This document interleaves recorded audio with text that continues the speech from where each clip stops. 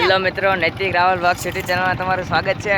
અને અમારો આ બ્લોગ એવો હતો કે રવિભાઈને પહેલી વાર ગાડી ચલાવવા આપીએ છીએ. જોઈએ હવે કેવું પરફોર્મન્સ રહેશે એનું. તો રવિભાઈ સ્ટાર્ટ કરો. રવિભાઈને પહેલી વાર ગાડી આપી છે. હવે આપણા ભાગ આગળ જે થાય એ લગભગ તો ન વાંધો આવે. ચલાવો રવિભાઈ.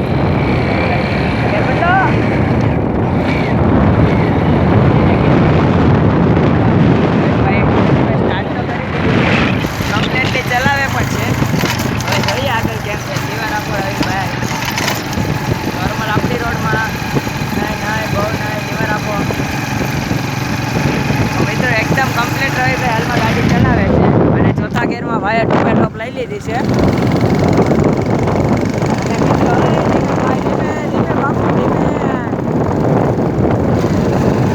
મિત્રો આ બ્લોગની મજા જ અલગ છે. રવિભાઈને ફર્સ્ટ ટાઈમ ગાડી આપીને રવિભાઈ કમ્પ્લીટલી પણ ગેરવાળી ગાડી ચલાવેલી છે.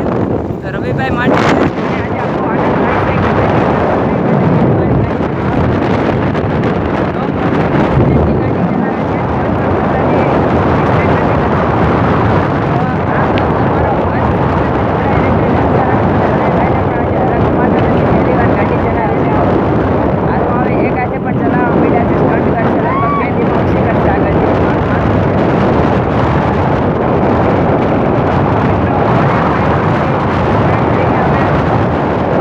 મિત્રો હાલમાં અમે ગામમાં પહોંચી ગયા છીએ અને રવિભાઈ એકદમ કમ્પ્લીટ ગાડી ચલાવી છે. કોઈને પણ કાંઈ નુકસાન નથી થયું. તો રવિભાઈને હવે આપું. કેમ છો મિત્રો? મેં તો આ પહેલી વાર ગાડી હકારી બહુ સારી આવી.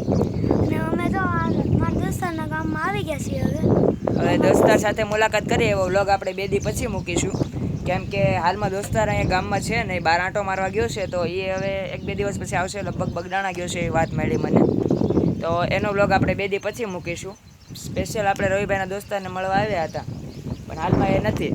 અને કાલે અજયભાઈ અને જયભાઈ 2 ભાઈ આવે છે. તો એને આપણે ગાડી લઈને લેવા જવાના છે. ને રવિભાઈનું કેવું એવું છે, ગાડી આવડી ગઈ એટલે હવે ડેલી હું જ હકારી એમ. હવે કે તારે ખાલી પાછળ બેસવાનું. હા, એવું થોડું ચાલે. રિસ્ક કેટલું રહે. રવિભાઈ કંઈ કેવું છે તમારે? હા, હવે તો હું જ ગાડી હકારવાનો છું. એને હકારવા નથી દેવાની. આ રવિભાઈનો આ ગેરકાયદેસર છે. મિત્રો તમે કોમેન્ટમાં નાખજો કે રવિભાઈની ઉંમર નથી ચલાવવા જેટલી, એટલે એને ન ચલાવવા દેવાય એવી રીતના. તો મળીએ મિત્રો નેક્સ્ટ વ્લોગમાં. આ વ્લોગ તમે જો જોયો હોય તો તમારો દિલથી આભાર. અને જોયો હોય તો સગા સંબંધીમાં વધુમાં વધુ શેર કરો એવી આશા રાખું છું. તો મળીએ નેક્સ્ટ વ્લોગમાં. જય લગધણી, જય રામા.